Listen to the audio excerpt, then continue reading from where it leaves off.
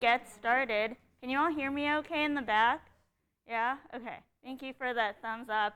I'm Lisa Newgood. Thank you for inviting me to present. My advisor is Sina Kasberg. I'm in the PhD program in mathematics education. And today I'll talk to you about language and everyday math language in middle school. So hopefully this is relatable for anybody who's working with students and allowing them to use both everyday language and technical language at the same time. If you find this is not relatable, well, you get to do a fun activity today. So let's go.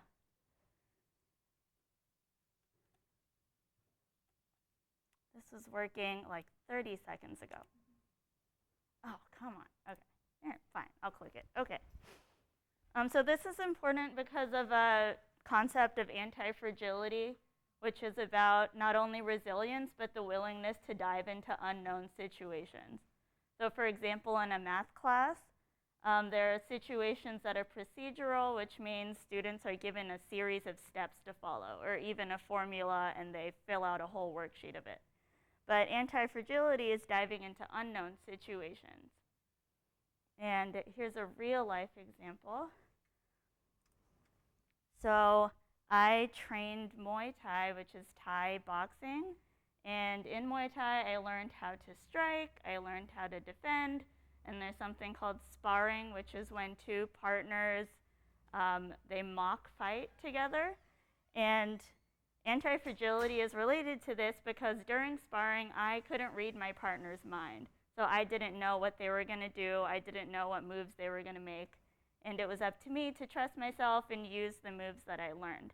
But I still had the willingness to go and train every day regardless of getting knocked down or not quite knowing how to fight my partner.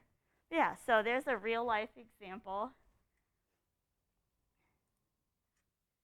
And in the math classroom, I argue that an anti-fragile teacher allows for students to use both everyday and conventional math language together to make meaning when they're problem solving. So everyday is what literature calls informal, and conventional is formal. And I avoid using informal so that the languages aren't pitted against each other.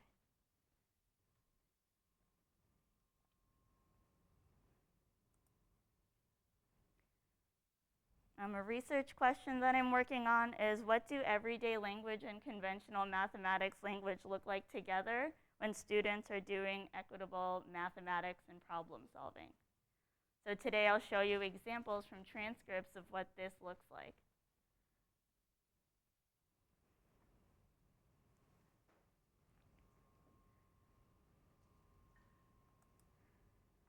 All right. Just so you know I'm not making this up, I'll take you briefly through some literature.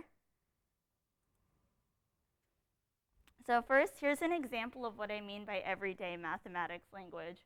So for example, when you see a fraction, 3/4, the 3 some students refer to as the top, so the position of the 3, and the 4, the position of that, some students refer to as the bottom.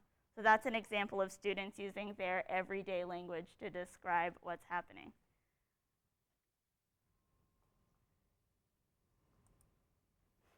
And in the classroom, conventional math language might happen where the 3 is now called the numerator, or the top is now called the numerator, and what was the bottom is now called denominator.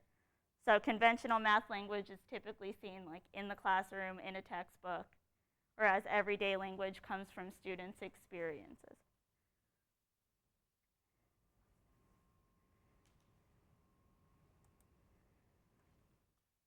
So I draw from 3 main people to talk about language, Barwell, Gutierrez, and Moscovich. And Gutierrez talks about critical and dominant mathematics, where dominant is the more formalized mathematics, but critical mathematics is coming from students' experiences. And I'm arguing for both the usage of everyday and conventional together. And Barwell argues that this journey is not linear, where some curriculum wants students to start off with everyday and eventually build up to that conventional language in the classroom. But Barwell's arguing that both of these languages are used together.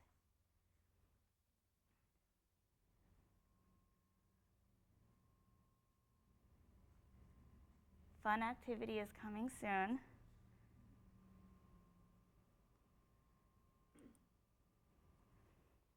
So embodied cognition is a theory that I'm working with too, which is actions. So in addition to language, students are also using actions such as using their hands or gesturing or using math manipulatives to do problems.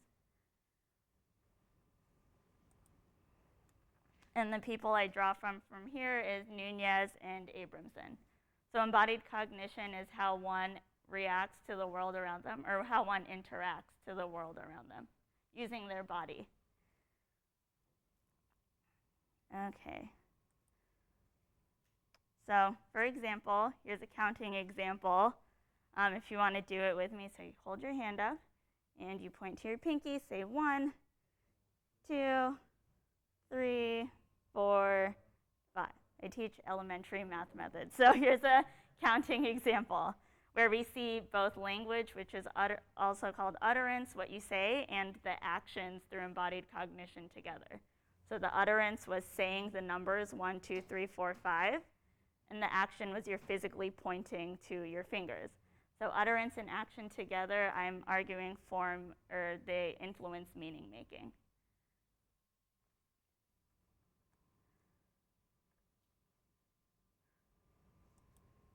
So here's the fun, more involved example. So the handshake problem is a commonly studied problem in combinatorics, which is the study of counting. And this was posed to an 8th grade classroom. So it states there are 10 people in a room. Each person wants to shake hands with everyone. How many handshakes will there be? And this was from the work of Eric Telema. So with a partner, I would like you to please try to see what you come up with. So here's the problem, 10 people in a room. Each person wants to shake hands with everyone. Your job is to count the total number of handshakes. Yeah, take 30 seconds to think about this for yourself, see what you would do. Feel free to pull out a piece of paper, draw pictures.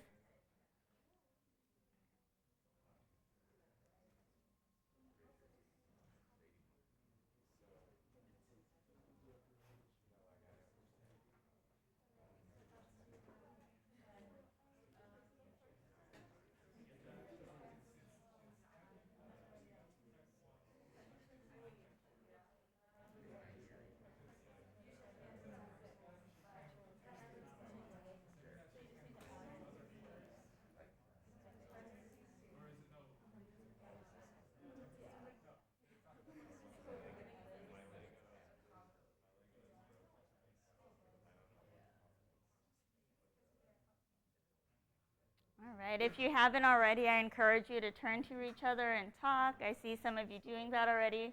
Feel free to draw pictures, organize a chart.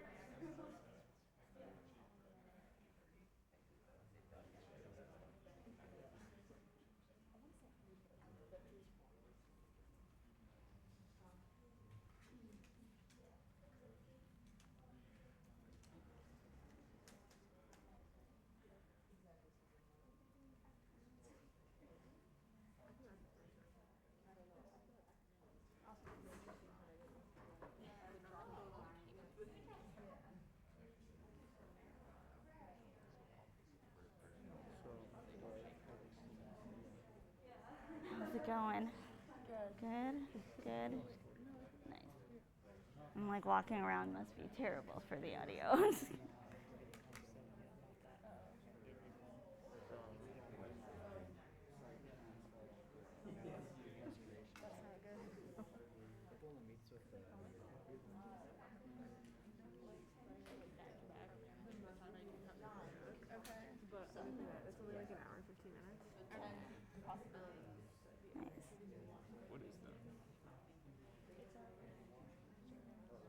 How's it going? Just thinking?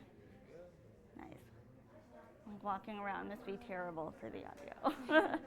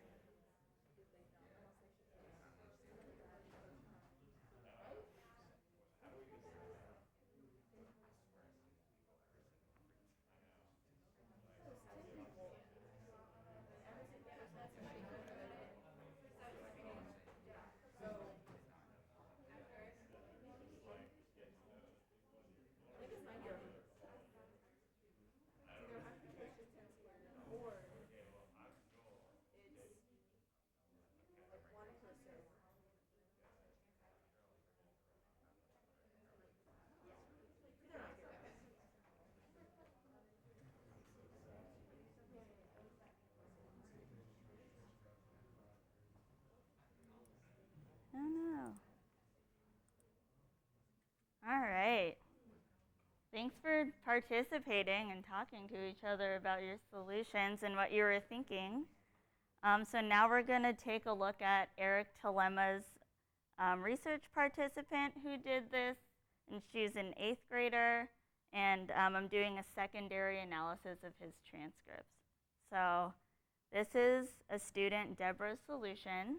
I'm pointing to the thing, you can see it up there. It's, so person A through J are 10 people, and they're in that left column.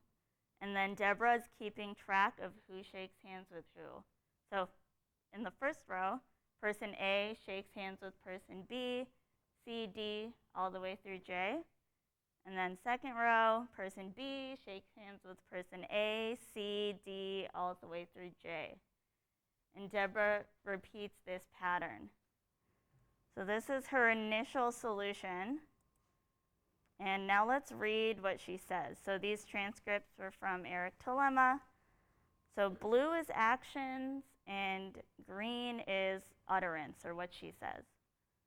So Deborah, she counts the first row of letters beginning with the letter B and runs her pencil vertically over the first column of letters, 90. So putting our researcher hat on, we're thinking, how does Deborah go from her actions to her utterance 90? And let's see what that looks like. So there's counting the first row in purple, the pencil running down vertically. So it turns out Deborah was thinking 9 times 10 is 90. So from her actions to her utterance 90, she's doing this multiplication. So 9 people in the purple circled row, and then times 10 people in that column. And if you pause and think for a second, Deborah may have overcounted. And she overcounted when thinking that person A and B shaking hands is the same as person B and A shaking hands. And then a person can't shake hands with themselves. So keeping those two things in mind, Deborah revises her solution into this. So now it looks pretty different. So person A through J is still in the column, but now when Deborah's keeping track of those handshakes, A still shakes hands with B through J, but now there's an empty spot missing. So in the row of B, B starts shaking hands with person C. And notice that A is missing here because A and B is the same as B and A shaking hands. And then all the way at the bottom, person J is shaking hands with nobody because J can't shake hands with J's self.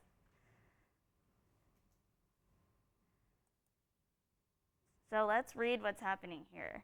So green is the utterance, what she says, and blue is the action. Deborah says, so you like divide it by 2 because they are like opposites. She runs her eraser along the diagonal. And how many did you erase? Deborah says half of them. So divide and half are examples of what she says, and then runs her eraser is what she does. Let's see what this looks like. So there's the eraser, half of them. So Deborah adjusts her computation into 90 divided by 2 is 45, which is 45 handshakes.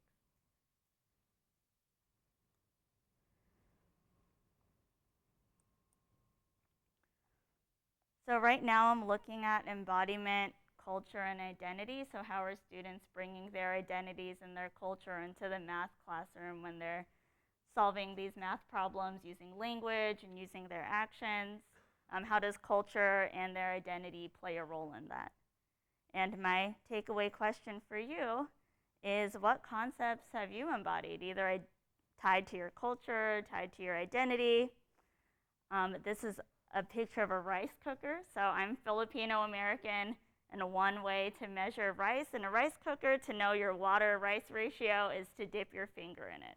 I never understood it, but you dip your finger and you measure the water based on a line on your finger. So there's an example of embodiment in Filipino culture. Yeah, what concepts have you embodied? That was the end of the presentation. I'm happy to take questions, comments, hear your responses to this embodiment question.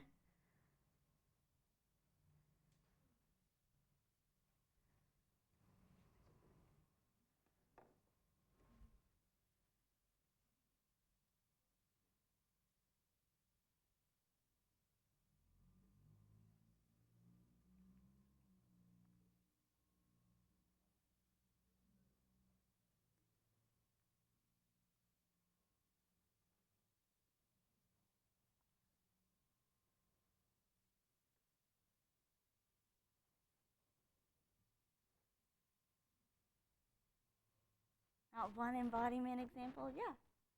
What was your name? AJ. Oh, yeah. I think I'm supposed to give you this. 1 second. All right. It's like you're in a talk show. Here you go. You have a question. Okay, what's up? So It is just talking piece. Huh? It is just recording, not amplifying. oh, Oh, okay. so what made you start teaching elementary? It was first I was in a math enrichment program where I would work with K-12 students on math activities. And so that was like my K-12 experience. I haven't taught in the classroom, but I've taught in like an after-school program. And then here, my TA position is in working with students who do like teach in the classrooms. Yeah. Good question. Thanks. Other questions?